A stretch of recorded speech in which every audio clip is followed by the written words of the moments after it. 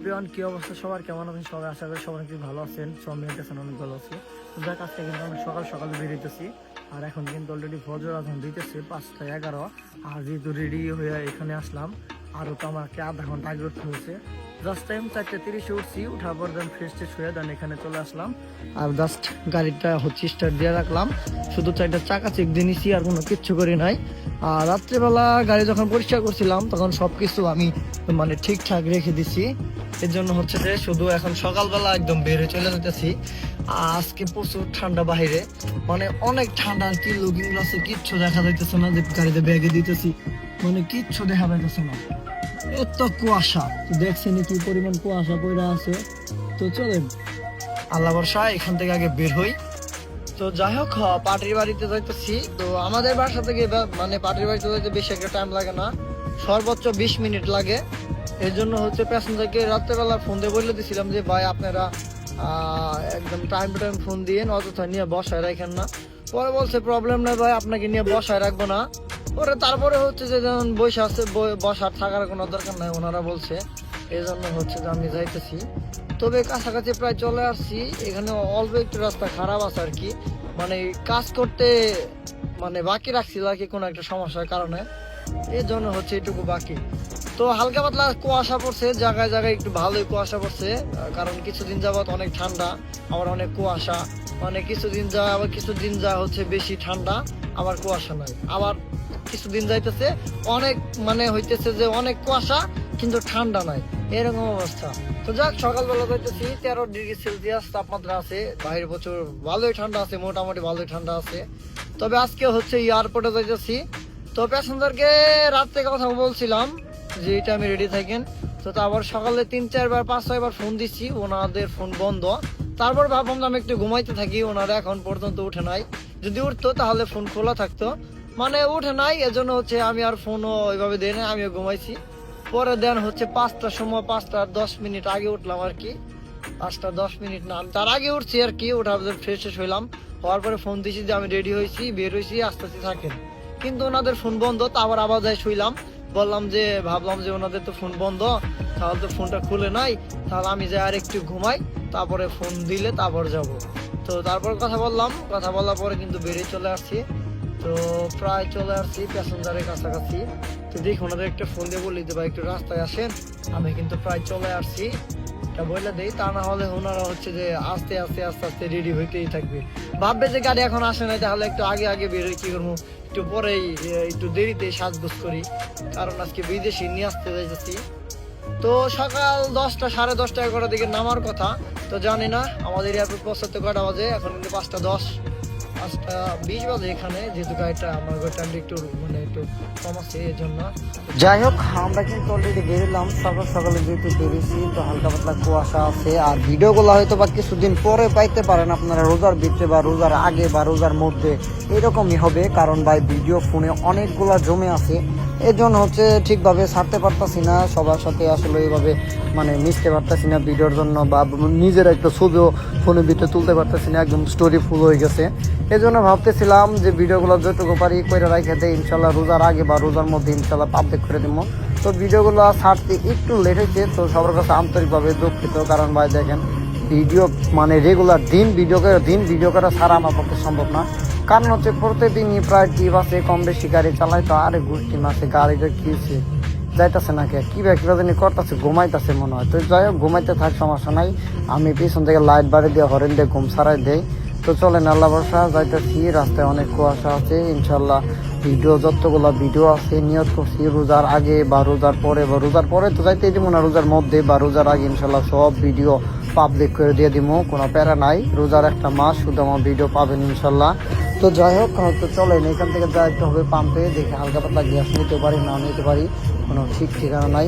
তবে সামনে যাওয়ার পরে ছোট্ট একটা দোকান দেখি বা ব্রেক দিতে পারি হালকা পাতলা সকালবেলা নাস্তা করার জন্য, এর জন্য হচ্ছে ব্রেক দিব। আর ওনারাও হচ্ছে বললো ভাই একটা দোকান থেকে, ছোটোখাটো দোকান থেকে ধরেন হালকা পাতলা কিছু খাবার কিনে নেই, তারপরে দেন ইনশাল্লাহ আমরা সবাই মিলে একলগে সকালে নাস্তা করে নিব ভালো দেখে একটা হোটেল থেকে।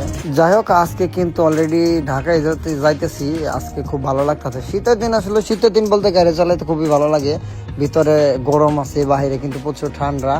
আর আজকে কিন্তু বেশ ভালোই একটা ওয়েদারের ভিতরে আছি, বাইরে প্রচুর ঠান্ডা, ভিতরে গরম, অন্যরকম একটা ভাব আছে আর কি। তো শীতের দিনে মূলত সবসময় ভালোই লাগে, কারণ শীতের কাপড় চোপড় পরে একদম ভিজে বইয়া থাকতে অন্যরকম একটা ভালো লাগে। গরমের দিনে কিন্তু ওই ফিল্টার আসে না, শীতের দিনে কিন্তু একদম চকচক হয়ে ঘোরা যায়, যেমন কাপড় চোপড় পরে প্যান্ট শার্ট পরে কিন্তু একদম একটা ভাব নিয়ে কিন্তু ঘোরা যায়। আর গরমের দিন কিন্তু ওই ভাবটা কিন্তু আর শরীরের ভিতরে আসে না। গরমের ভিতরে কিন্তু আসলে সবই সমস্যা। গরমের ভিতরে মানে একটু কাপড় চোপড় পরে বেরোলে ধুলা ময়লা গরম ঘাইমে অস্থির মানে অন্যরকম হয়ে যায় আর কি। তো আসলে হাঁটলে তো একটু গরম করবেই, তো আমরা যেহেতু গাড়িতে থাকি সবসময়, তো সবসময় একটু চকচক হয়ে থাকলে কোনো প্রবলেম হয় না, কারণ গাড়ির ভিতরে তো ধুলা ময়লা না, এই জন্য হচ্ছে একটু চকচক হয়ে থাকা যায় আর কি।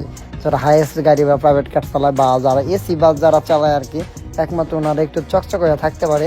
আর ভাইবাদার যারা আছেন বা ট্রাক বাস অন্য অন্য গাড়ি চালান যানবাহন, আসলে ওনারা একটু পরিশ্রম একটু বেশি করে, কারণ সারাদিন ভাই গ্লাস নামানো থাকে, অনেক ধুলা ময়লা থাকে শরীরের ভিতরে, মানে আর কি তাদের জন্য খুব খারাপ লাগে আর কি। তো যার যেটা পেশা ভাই হয়ে গেছে দেন ওইটা তো আর কি সারতে পারবো না, মানতে পারবো না। আমার কাছে হচ্ছে যে যদি আমার যদি কেউ যদি বলে যে ভাই তুমি 10 মিনিট গাড়ি চালো গ্লাস দুই পাশে নামাই দিয়ে দেন, আমার পক্ষে সম্ভব না। কারণ হচ্ছে যে আমি গাড়ি যদিও চালাই, গ্লাস নামায় গাড়ি চালাইতে পারি না, কারণ অভ্যাস নাই। যখন আমি ছোট ছিলাম তখন থেকে আমি রোদের ভিতরে ধুলাময়লার ভিতরে থাকতে পারি না, বাট এখনও কিন্তু ধুলাময়লার ভিতরে থাকতে পারি না।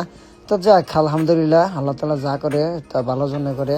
আপনার কাছে লাখ লাখ শুক্রিয়া আদায় করি, যে যে প্রতিষ্ঠানে আছি যে যেখানে আছি সবাই আলহামদুলিল্লাহ শুক্রিয়া আদায় করা উচিত আমাদের। আর যাই হোক আমরা কিন্তু অলরেডি পাম্পে চলে আসলাম, আর বর্তমানে কিন্তু এখন পাম্পে গ্যাস নিতেছি আমার গাড়িতে। আর এটা হচ্ছে মৌচাক কোনো একটা জায়গা, তো মূলত গাড়িতে গ্যাস নেওয়া হইতেছে, তো গ্যাস নিয়ে চলে যাবো। তো আজকে এখান থেকে গ্যাস নিতেছি, তার কারণ হইতেছে যে আজকে টাঙ্গাইল থেকে গ্যাস নিয়ে গাড়িতে গ্যাস ছিল, আবার আশা করে যে গ্যাসে ঘুরে আসতে পারবো কিনা দেখতে পেলাম যে পারবো না, সেই কারণে হচ্ছে যে এখান থেকে গ্যাস নিয়ে যাইতেছি। আর বর্তমানে আসি হচ্ছে কোনো আবার মৌচাক আর কি কোনো একটা পাম্পে, পাম্পের নামটা কিন্তু তেমন একটা নাই, যে নর্থ বেঙ্গল ফিলিং স্টেশনে আছি বর্তমানে মৌচাকি গাড়িটা নিতেছি গ্যাস। আর হচ্ছে কোকোলা ফ্যাক্টরি, তো এখান থেকে কিন্তু একসময় অনেক ঘোরাঘুরি করতাম, আর এখন কিন্তু ঘোরা হয় না। একসময় কিন্তু এদিকে অনেক ঘোরাঘুরি করছি, এখন ঘোরাঘুরি করা হয় না। তো যাক আল্লাহ ভরসা আজকে এখান থেকে গ্যাস নিতেছি, বেশি টাকার গ্যাস নিবো না, অল্প কিছু নিয়ে চলে যাবো, কারণ হচ্ছে যে এয়ারপোর্ট থেকে ঘুরে আসে তখন টাঙ্গাইল কিন্তু ফুল চাপ দিতে হইব। যাই হোক পাম্পে থেকে বেরিয়ে এসে পড়ছি, তো ওইখানে অল্প কিছু টাকা সিএনজি নিলাম, কারণ যে গ্যাস আসছিল গাড়িতে ওই গ্যাসে কিন্তু ঘুরে আসতে পারতাম না। দেন তারপরে হচ্ছে যে ওইখান থেকে একটু হালকা পাতলা গ্যাসটা নিয়ে নিলাম, কারণ আমি চাই না সবসময় রিক্সে থাকবো, কারণ ঢাকা সিটি ভিতরে আসলে ভাই বলা যায় না কখন কতক্ষণ কোন জায়গায় জ্যাম থাকে বা জ্যাম থাকে না, মানে কপাল, সবই হচ্ছে কপাল। এই যে যাইতেছি এখন কোনো প্যারামুক্ত মানে কোনো টেনশন নাই, যেহেতু এয়ারপোর্টে যাবো। আর দেন গুইটা কিন্তু আমাদের মানে এলাকার কাছাকাছি প্রায় যাইতে পারবো, ওই গ্যাস কিন্তু আমি নিয়ে নিছি। যদি না নিয়ে নিতাম সেক্ষেত্রে হচ্ছে যে দেখা যাচ্ছে যে মানে একটা ভয়ে ভয়ে থাকতাম কখন কতক্ষণ জ্যাম পরে, হ্যাঁ এরকম একটা অবস্থা সৃষ্টি হয়ে যেত। এই জন্য তো গ্যাসটা নিয়ে নিলাম, কারণ গ্যাসটা 2 চাপ দিলে গাড়িতে গ্যাসটা একটু হলে বেশি যায়, তো ব্যাপার না, আজকে একটু বেশি গেলেও সমস্যা নাই, কারণ ভাই আমি রিক্সি নিয়ে থাকতে চাই না। আর এখন হচ্ছে অফিস টাইম, এই জন্য হচ্ছে হালকা পাতলা একটু জ্যাম জুম, রাস্তাঘাটে মানুষ পারাপার হইতেছে, এই জন্য একটু জ্যাম থাকবেই। তো ব্যাপার না, যেহেতু সকাল সকালে বেরিয়েছিলাম, আর ঢাকা শহরে আসলে জ্যাম এটা থাকবেই, এটা বাধ্যতামূলক, জ্যাম খাইতেই হবে। জ্যাম ছাড়া যদি কেউ আসতে চান ঢাকা সিটি ভিতরে, তাহলে রাত 2টার পরে মানে 12টা 1টার পরে, তাহলে কিন্তু একদম রিল্যাক্সে ঘুরতে পারবেন ঢাকা সিটির মধ্যে। তো যাক আলহামদুলিল্লাহ আমরা খুব সুন্দরভাবে চলে আসছি এ পর্যন্ত। তো আজকে কিন্তু এয়ারপোর্টে কিন্তু যাত্রী কিন্তু নাইমে কিন্তু দাঁড়াই থাকবে আজকে এমনি লেট হয়ে গেছে, আজকে আমাদের সবারই লেট হয়ে গেছে। ওনারা বললো যে ভাই যাত্রী কিন্তু চলে আসছে, ফোন দিয়েছিল, বললাম অসুবিধা নেই ইনশাল্লাহ আমরা যাইতে পারবো। আমাদের সর্বোচ্চ আধা ঘন্টা 40 মিনিট লাগতে পারে, যদি জ্যাম না থাকে সেক্ষেত্রে আধা ঘন্টা 40 মিনিট, আর যদি জ্যাম থাকে সেক্ষেত্রে কিন্তু এটা বলতে পারতেছি না। পরে বলতেছে ভাই সমস্যা নেই রিল্যাক্সে যান, উনি প্রয়োজন হলে নাইমে বের হয়ে আইসা আমাদের জন্য ওয়েট করবে, দেন আমরা তারপরে যাওয়ার পরে ওনাকে উঠাই নিয়ে দেন চলে আসবো। আর আজকে একটু গাড়ির চাপ একটু বেশি বেশি মনে হইতেছে, কেমন জানি একটা গাড়ির চাপ মনে হইতেছে বেশি। চলেন একটু জ্যাম আছে, জ্যাম খাওয়ার পরে তাই এয়ারপোর্টে ভিতরে ঢুকে গেলাম ডাইরেক্ট সোজা। আর এই তো আমরা কিন্তু এখন এয়ারপোর্টে ভিতরে ঢুকে গেলাম। তো বিদেশি নামে চলে আসছে, কিন্তু হচ্ছে লাগেজ পাইতেছে না, পরে বললো যে ভাই লাগেজের জন্য ওয়েট করতেছি, আপনি একটু কষ্ট করে একটু পার্কিংয়ে ঢুকেন, দেন আমি লাগেজ পাওয়ার পরে ফোন দিলে আপনি নিয়ে যাবেন, কারণ হচ্ছে লাগেজ পাইতে একটু সমস্যা হইতেছে। আর সকালে ফ্লাইট যেগুলো আসে আর কি ওগুলো টাইম মেনটেন ঠিকভাবে হয় না। সকাল 8টায় নামতে চাইলে 10টায় নামে, 10টায় নামতে চাইলে দুপুর 12টা নামে। ইদানিং একটু প্রবলেম হইতেছে বেশি।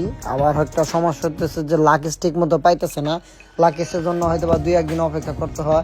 কপাল যদি ভালো থাকে তাহলে ওই দিনই 2 ঘন্টা 3 ঘন্টা ওয়েট করার খুঁজা লাগেজ বের করতে হয়। এই আর কি অবস্থা। তো চলেন সামনে যাই, যাওয়ার পরে পার্কিংয়ে ঢুকার পরে হচ্ছে যে দেন গাড়ি পার্কিং করে রাখতে হইব। আর এখানে হচ্ছে পার্কিং হচ্ছে 100 টাকা, বাইরে পার্কিং কিন্তু 80 টাকা। এটা অনেকে জানেন না, আবার অনেকে জানেন। যাক এয়ারপোর্ট আসছিলাম, এই যে ভাইদের সাথে দেখা হইতাছে। এই ভিডিও ইউটিউবে যাবো গো ভাই। বিদায় যাই ভাই, বিদায় নিয়ে যাই। যাত্রী আয় পড়ছে, বিদায় নেই।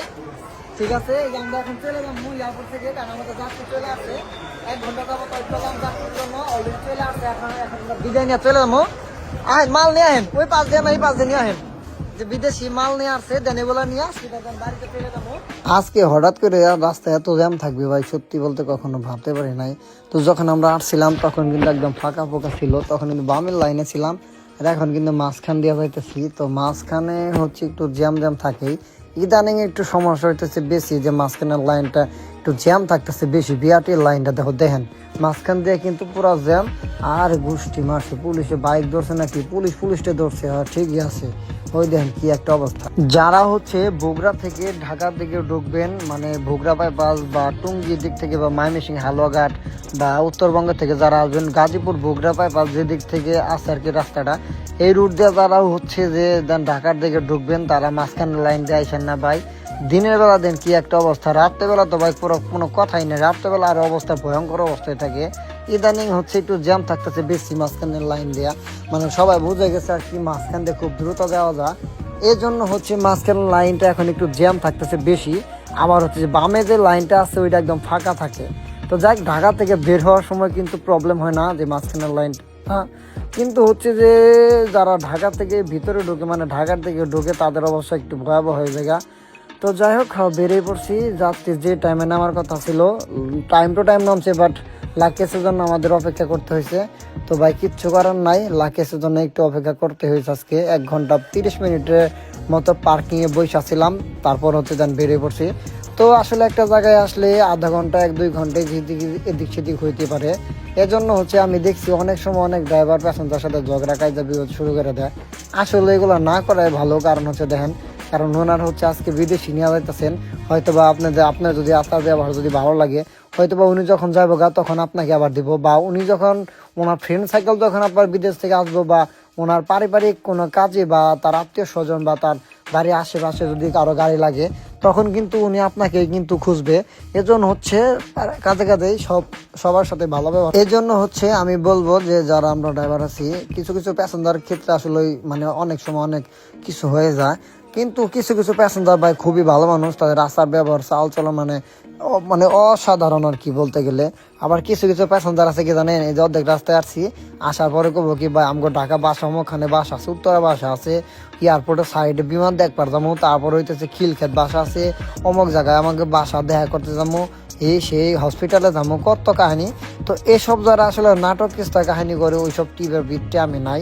আর আপনারা যখন টিপ মারবেন প্যাসেঞ্জার সাথে সব কিছু ভেঙে চড়ে নেবেন, কতক্ষণ যাবো কতক্ষণ যাবো এভরিথিং সব কিছু ভেঙে নেবেন। তো আমি যাব না, তাই সবাইকে সতর্ক করে দিচ্ছি, আশা করি বুঝতে পারছেন। বেরোলে শান্তি, তাছাড়া আসলে জ্যাম জম থাকে না। মানে সত্যি বলতে কি ঢাকার ভিতরে যত সব জ্যাম, ঢাকার বাইরে কিন্তু তেমন কোনো জ্যাম থাকে না। মানে জ্যাম থাকলে ওই রকম ভাবে জ্যাম থাকে না যে যেমনটা ঢাকা সিটির ভিতরে থাকে। মানে ঢাকার সিটির ভিতরে 1 পা 2 পা মানে যদি আগাইতে যায় পিছাইতে যায় জ্যাম, এইদিকে ডানে বামে জ্যাম, যেদিকে তাকায় ওই দিকে জ্যাম। আর ঢাকার বাইরে শুধু গাড়ি যাবো আর আবো, কোনো জ্যাম জম নাই। তো যাক আজকে তুলনামূলক শীতের দিন, তারপরে রোদের অনেক তাপমাত্রা বেশি, কেমন জানি রোদের একটা ভাব আছে আজকে। তো চলেন এখান থেকে ডাইরেক্টলি পাম্পে যাবো, পাম্পে যাওয়ার পর গ্যাস নিয়ে দেন সোজা বাসায় চলে যাবো। আর ভালো লাগতেছে না, শরীরটা আজকে খুব খারাপ। তো এখান থেকে বাসায় যাই, আজকে গা গোসল করতে হইব। আর গোষ্ঠী মারছি আমার ভিডিও দেখে মনে হয়, হ্যাঁ ঠিকই আছে, একটা হাই দিয়ে দিল। ঠিকই আছে বড় ভাই, জানা গান আমি আছি। যাই হোক অলরেডি কিন্তু বাসায় চলে আসছিলাম বলতে ওনাদেরকে নামা রেখে চলে গেলাম আমাদের বাসার পাশে আর কি, থাকে আর কি এখানে আর কি 2-3 মিনিট 10 মিনিটের রাস্তা। তো নামাই দিয়ে চলে যাইতেছি, আমার বাসায় চলে যেতেছি। কারণ হইতেছে যে তো আসার সময় ভিডিও করতে পারি না, তার কারণ হচ্ছে যে ভাই আপনারা জানেন আসলে এক রাস্তার ভিডিও কতবার করবো, কতবার এক রাস্তার ভিডিও করবো, এক পাম্পে থেকে গ্যাস ওড়াই, আবার একটা জায়গায় সবসময় খাবার খাই, এজন্য হচ্ছে ওইভাবে ভিডিও করতে ইচ্ছা করে নাই, আর ওইভাবে ভিডিও করিও নাই। তো আজকে এমনি মনটা ভালো ছিল না, এই জন্য ভিডিও করতে পারি নাই, আর ভিডিও ভাবে করি নাই। তো যা যেটুকু করছি বা যেটুকু মন মানুষের ভালো ছিল দেন ওইটুকু করছি। তারপরে হচ্ছে যে আর একটা সমস্যা, আমার ফোনের স্টোরেজ যথেষ্ট পরিমাণ ফুল হয়ে গেছে, এসিটি দিয়ে দিলাম কারণ গরম লাগতেছে, শীতের দিনে গরম লাগতেছে আমার। তার মানে বুঝতেই তো পারতেছেন গরম লাগতেছে, কিন্তু ঠান্ডা বেরিতেছে এখন। তো যাক আজকে কিন্তু ওনাদেরকে সবাইকে রেখে গেলাম, আর গোষ্ঠী মাসে মানে প্যাসেঞ্জার গুলো ভালো ছিল আজকে যাদেরকে নিয়ে গেছিলাম সত্যি প্যাসেঞ্জার গুলো অনেক ভালো ছিল, তাদের আচার ব্যবহার বাইক অনেক সুন্দর। তার মধ্যে ভূমি সেফ যা ফালাইছি সব পলের ভিতরে ফালাইছি, একটা ময়লা ভিতরে ফালা নাই। তো যাই হোক আজকে তেমন একটা ভিডিও ওইভাবে করতে পারি নাই, আর মন মানসিকতা ভালো না থাকলে আপনারা জানেন হুইয়া বইয়া খায়া শান্তি কোনো কিছু কইরা কোনো কিচ্ছু শান্তি নাই। তো যাক কোনো কারণবশতের কারণে আসলে ভিডিও করি না, ফোনের স্টোরেজ অনেক বেশি হয়ে গেছে, মানে ওভার হয়ে গেছে, ঠিক মতো ভিডিও আপলোড করতে পারতেছি না, এই জন্য আর একটু প্রবলেমে আছি। তো যাই হোক এখান থেকে আমার বাসার সামনে চলে যাবো, ওখানে যাওয়ার পরে গাড়িটা খুব সুন্দর করে ধুইতে হইব। সকালবেলা আবার নরসিংদী গোল্ডেন স্টার পার্কে একটা ট্রিপ আছে, ওখানে ঘোরাঘুরি করতে হইব। এই জন্য মেমোরিতে জায়গা যে পরিমাণ জায়গা আছে ওইটুকু জায়গা আমি ফাঁকা স্পেস রাখছি আর কি। তো যাক আজকে ভাড়া ছিল হচ্ছে 5,500 টাকা ভাড়া দিচ্ছে আমাকে, 100 টাকা পার্কিং দিচ্ছে, আর আমার গ্যাস লাগছে তো 1700 টাকা সিএনজি লাগছে। তো 2 চাপ দিছি, যাওয়ার সময় কিছু টাকা নিয়ে গেছিলাম, আপনারা দেখছেন। আসার সময় কিন্তু ফুল চাপ দিয়ে নিছি, কারণ আসার সময় কিন্তু গ্যাস নিছি ফুল নিয়ে আসছি আর কি। তো যে গ্যাস আছে ইনশাল্লাহ আবার কালকে যখন যাবো তখন আবার বইটা নিতে হইব। তো যাক আমার গ্যাসটা বেশি লাগার কারণ হচ্ছে ওইটাই যে আমার একটা লোকাল টেপ মারছিলাম, এর জন্য গ্যাস বেশি লাগছে। তো যাক গ্যাস লাগছে 1700 টাকা গ্যাস লাগছে, 100 টাকা খরচ। এমনি টুকটাক বৈশা ছিলাম, এয়ারপোর্টে খরচ হয়েছে। তো বিল খেয়ে তো আবার নাস্তা যেগুলো দেন ওগুলাই করছি, এ হচ্ছে খরচ 1800 টাকা খরচ, 1200 টাকা 1000 টাকা খোরাকি, তাহলে হইতেছে আপনার কত, এ হচ্ছে খরচ। টোটালি খরচ হইতেছে 1000 টাকা খোরাকি, আর হইতেছে 1800 টাকা খরচ। তার মানে হইতেছে আপনার হিসাব করেন কত টাকা খরচ হইতেছে আর কত টাকা ইনকাম থাকে, অবশ্যই আপনারা কমেন্টস করে জানাই দিয়েন। মানে টোটাল খরচ হইতে আমার 1800 টাকা, আর ধরেন 1000 টাকা, এ হচ্ছে আমার টোটাল 2800 টাকা খরচ হয়েছে। 5,500 টাকা ভাড়ার মধ্যে মাত্র 2700, 2700 টাকা ইনকাম ট্যাক্সের মালিক। তো যাই হোক আজকে পর্যন্ত আবারও ভিডিওতে দেখা হবে অন্য কোনো ভিডিওতে, আজকে ভিডিও এইভাবে দেখা হবে না, কারণ আজকে মন স্বাধীন ভালো না ভাই, যাই গাড়ি ধুইতে হবো, শীত পড়ে গেছে, মানে শীত তো পড়ছেই, তারপরে অলরেডি সন্ধ্যা হয়ে গেছে। তো চলেন খুব দ্রুত বাসে চলে যাই, যাওয়ার পরে গাড়ির ধোয়া শেষ করে দেন ইউটিউবে, ফেসবুকে, টিকটকে গোষ্ঠী বাইরে ভিডিও চাই।